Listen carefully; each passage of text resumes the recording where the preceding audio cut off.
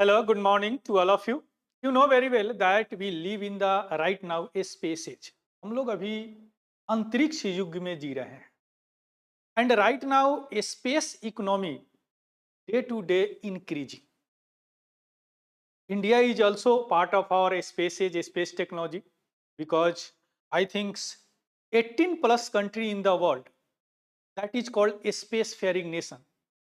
India is including one of the 18 countries. यानी पूरे विश्व में 18 से ज्यादा ऐसे कंट्री है जो स्पेस से रिलेटेड टेक्नोलॉजी बनाती है और उसका इस्तेमाल भी करता है. उसमें से इंडिया एक.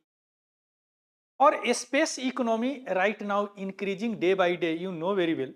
And also in the space age that space right now commercialised, यानी अब पैसे देकर लोग स्पेस में जाते हैं.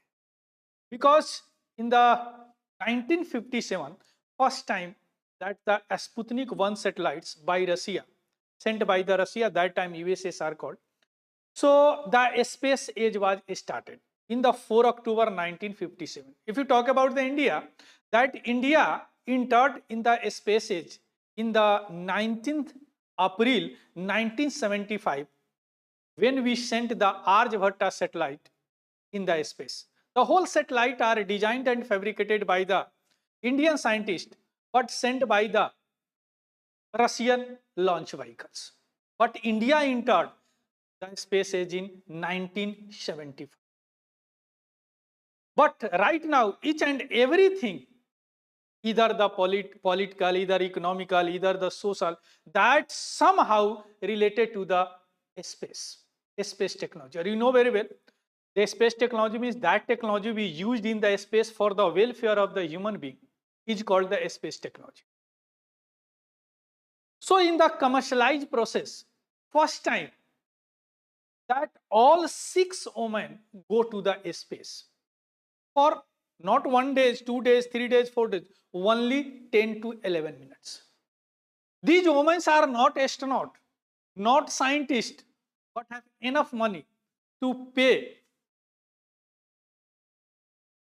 for the space tourism. अगर आपके पास पैसे हैं तो आप पैसे दीजिए और स्पेस में जाकर to feel the weightlessness for recreational purpose. So that is the space tourism. But in the एक ऐसा टाइम था that astronauts only astronaut go to space, अंतरिक्ष में जाते थे. But right now if you have money then go to the space, not for microgravity experiment, not for any scientific experiment, but only for recreational purpose. So that is a space tourism. The part of the space tourism that 6 women go to first time in the space, that makes the history. यानी किसी crew means जो आदमी जाते हैं उसमें पहली बार ऐसा हुआ है कि सारे के सारे मेंबर जो हैं वह वुमेन ही है, महिला ही. इससे पहले भी महिला जाती थी but along with the man, पुरुष के साथ 2-3 महिला होंगे, 2-3 पुरुष होंगे. But this time that is the whole crew, that women, 6 women. ज्यादा से ज्यादा 6 लोग जाते हैं एक बार, 6 ही सीट होते हैं women. या 1973 में फर्स्ट टाइम सोलो जो उड़ान हुआ था उसमें जो एक महिला गई थी, एक्चुअली रशियन महिला थी. उसके बाद में यह पहली बार ऐसा हुआ that all crew member are the womens to go to space for to feel the weightlessness. ये लोग गए और आ भी गए, 11 मिनट के लिए गए हुए. तो right now going to discuss what is this type of the flight called and who are these women, which company provide this type of the facility, and which vehicle, spacecraft that go to space, and why it is the 11 minute that complete this space this tour, only 10 minutes to 11 minutes tour. And what is the called in the space tourism? There are 2 types of the space tourism. First is called the orbital and second is called the suborbital. So this is the part of the suborbital. So we'll discuss here also what is the suborbital flight in the space tourism. You know very well what is the space tourism. यानी बिना astronaut बने हुए, बिना scientist बने हुए हम space में जाते. अगर स्पेस टूरिज्म नहीं होता तो ये पॉसिबल नहीं था। आपको स्पेस में जाने के लिए पहले एस्ट्रोनॉट बनना पड़ता या कोई स्पेसिफिक साइंटिस्ट बनना पड़ता, तभी आप स्पेस में जा सकते। But right now if you have money then pay and go to the space. इसका सीट बुक कराने का जो चार्ज था वो $1,15,000 था। इसका एग्जैक्ट प्राइस अभी डिस्क्लोज नहीं किया गया है, इसलिए मुझे भी पता नहीं है, बट यस सीट बुक कराने का चार्ज था। So let us begin with the news. So why it is the news? The company name is the Blue Origin. You know very well the Jeff Bezos, that is the founder of the Amazon, जो online shopping होती है ना Amazon, उन्हीं का मालिक का एक company है जो स्पेस रिलेटेड कंपनी इन्होंने बनाया, that is called blue origin. Blue origin का रॉकेट का नाम है न्यू शेफर्ड रॉकेट। तो चूंकि यह मिशन पे गया था, that's why called New Shepard mission. New Shepard इसलिए बोला जाता है because American first Alan Shepard थे जो स्पेस में गए थे, तो उनको ऑनर करने के लिए या जेफ बेजोस ने इस रॉकेट का नाम ही रख दिया, यानी क्या, न्यू शेफर्ड। न्यू शेफर्ड का NS-31 मिशन यानी 31वां मिशन है, N for new, S for shepherd, और 11th human flight, LIGST flight, यानी 11वां ह्यूमन फ्लाइट है जो कि कहां से लॉन्च हुआ, वेस्ट टेक्सास से, कब, 14 अप्रैल 2025 को, विथ ऑल वुमेन क्रू, सारे महिलाएं ही थे। So NS-31 crew that include that Katy Perry, पहली बार कोई सिंगर स्पेस में गई है। Second is Aisha Bowe, third is the Amanda Nguyen and Gayle King, Kerianne Flynn and Lauren Sanchez. तो दीज 6 महिलाएं दैट स्पेस में गई, पहली बार first all female space mission.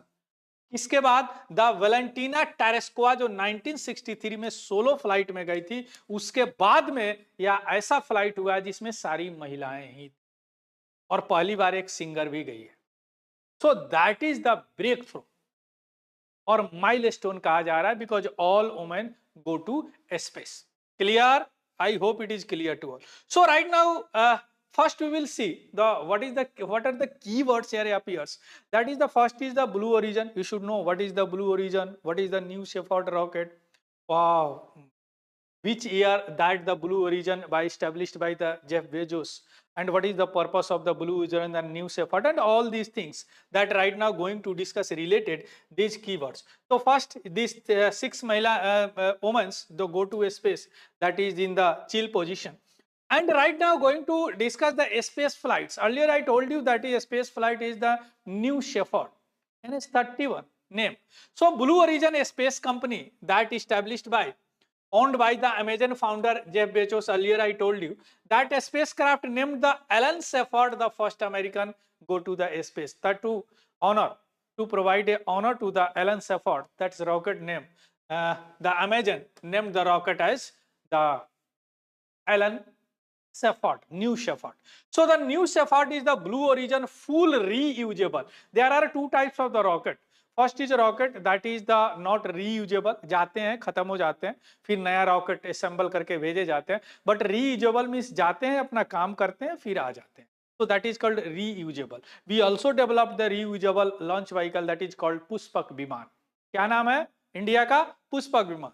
so it is the full reusable, यानी पूरी तरह का गया, काम किया, सैटेलाइट छोड़ा या ह्यूमन को छोड़ा, जो भी इंटेंडेड ऑर्बिट है, and come back on. Clear?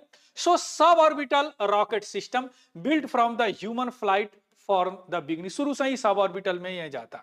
11 minute का जर्नी था। Earlier I told you that crew for the NS-1 sure passed from the Karman line. Space का डिफिनीशन क्या है? When the 1967 में एक ओपन स्पेस ट्रीटी आया, जब स्पेस शुरू हो गया 1957 में, तो सारे जितने भी कंट्री थे उनमें एक कंपटीशन होगा कि हम स्पेस में भेजते हैं सैटेलाइट, हम भेजते हैं ह्यूमन बीइंग। सो कंपटीशन बढ़ गया, तो यहाँ पे जरूरत पड़ा कि कैसे स्पेस को डिफाइन करेंगे, what is the space, space क्या है, उसका लाइन कैसे देखेंगे। बहुत सारे इंटरप्रिटेशन आए कि what is the space, but one of the interpretation that widely recognised by the all spacefaring nation including India, that provided by the Karman, that is the name of the scientist, actually Hungarian physicist है ना, उनका नाम था Karman, Elon वान Karman. उन्होंने क्या किया कि उन्होंने एक फार्मूला दिया कि from the mean sea level up to 100 kilometer, that is called the atmosphere and the territorial, and up to yani above the 100 kilometer, that is called a space. And this line edge of a space yani ये किनारा है edge of a space, so that's why it is called what? Karman line. So to provide the honor for Karman Shah, so that is called the Karman line. यानी space open space treaty में यह बोला गया था कि space should be free to everyone.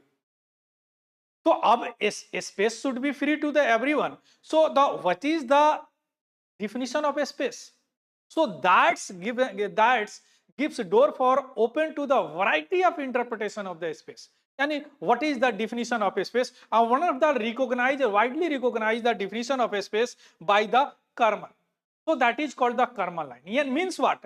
Any spacecraft, any human being along with the spacecraft, if go to beyond means 100 kilometer, that is called the astronaut. यानी कोई आदमी अगर 100 किलोमीटर से क्रॉस कर जाता है इसका मतलब वो स्पेस में चला गया। मींस यह जो एरिया है that governed by the respective country, but beyond 100 kilometre that open to everyone. So that is stated in the Open Space Treaty 1967. Clear?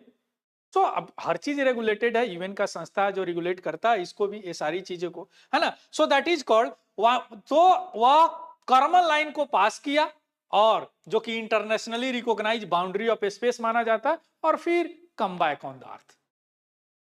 अब here the word appeared, what is the sub orbital flight, क्या होता है? Because यह journey है sub orbital flight. ध्यान से देखिएगा, अगर हम बोले कि this is the Karman line,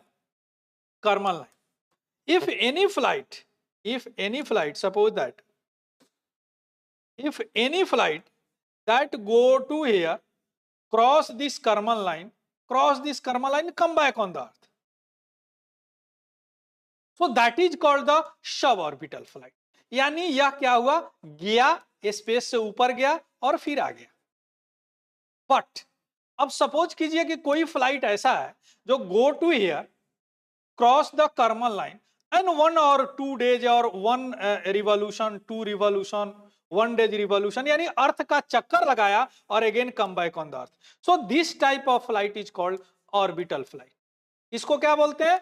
orbital flight बोलते हैं। तो अभी तक इंस्पिरेशन 1 एलन मस्क का वह पूरी तरह ऑर्बिटल फ्लाइट था। क्लियर? अब बाकी ये सब क्या है, ये क्या है? Sub orbital flight. आ गया समझ में? So that is the difference between orbital and sub orbital flight. Next is what? See, so Blue Origin and space tourism, that is founded in 2000 by the Jeff Bezos and the focused on the reusable rocket, you know very well, and lunar system, यानी चंद्रमा पे भी भेजने का इनका plan है। So New Shepard rocket is the fully reusable. Reusable is a several type of the reusable, that is the 10% reusable, 15% reusable, 20% reusable, but this is the fully reusable to reduce the cost. अगर ticket की बात करें तो $1,50,000 deposit कराने पड़ते हैं एक reserve seat को रिजर्व कराने के लिए। Full ticket price not publicly disclose at. Clear? अभी तक यार डिस्क्लोज नहीं हुआ। आगे बात समझ में? Again is what?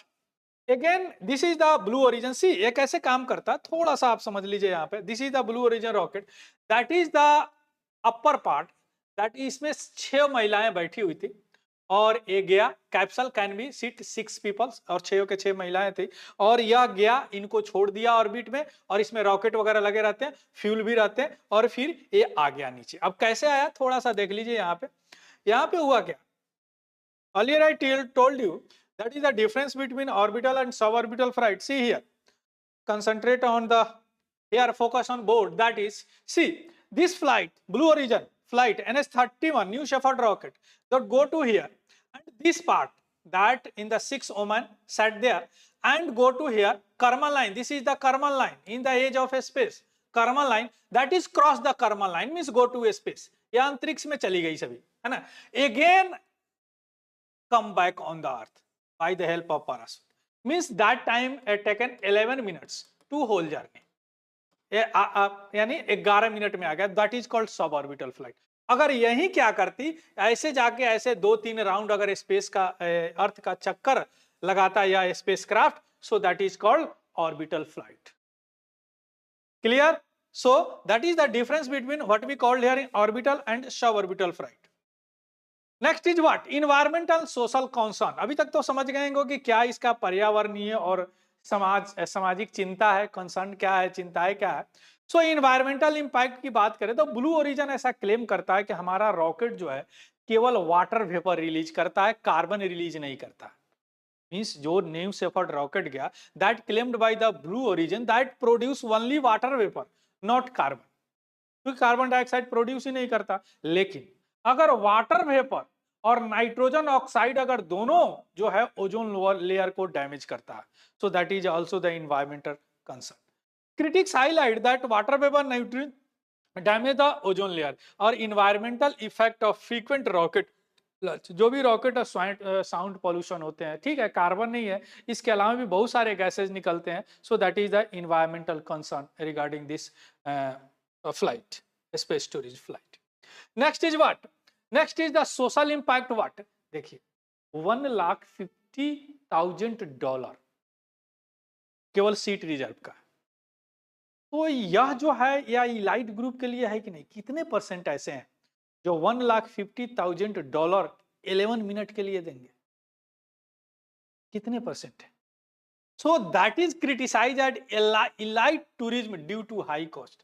एक्ट्रेस एक ओलिवा मन है, उन्होंने कमेंट किया कि यह जो है एवरीडे स्ट्रगल से डिस्कनेक्ट होने का यह एक माध्यम है। एक और एस्ट्रोनॉट है टिम पीक, उन्होंने इस बात पे जोर दिया, emphasised that scientific value of space travel and space का, चूंकि स्पेस ट्रेवल मींस व्हाट, एक साइंटिस्ट के लिए एक साइंटिफिक वैल्यू क्रिएट कीजिए आप, यानी कोई जाए तो कुछ ऐसा रिसर्च कीजिए, कुछ ऐसा कीजिए जिससे जो welfare of the human being, यानी ह्यूमन के लिए भलाई के लिए कुछ इस्तेमाल किया जाए। बट फन के लिए और रिक्रिएशनल पर्पस के लिए आप जा रहे हैं, पैसे दे रहे हैं और वहां जाके 11 मिनट में आ रहे हैं। So that is the criticize by the team cook that the space being seen as the luxury of for the rich, या एक धनी आदमी का। So that is the point that criticize regarding the social impact of this flight. Clear? I hope it is clear to us. So this is all about the very milestone achievement that is did by the NS-31 mission by the Blue Origin and 11th human flight that all crew members are the women in the first time. The last is solo flight since 1973, and after that this is one first flight that go to all women member in the space. This is the very important for the space technology. So thank you. Have a good day and happy learning. Thank you very much.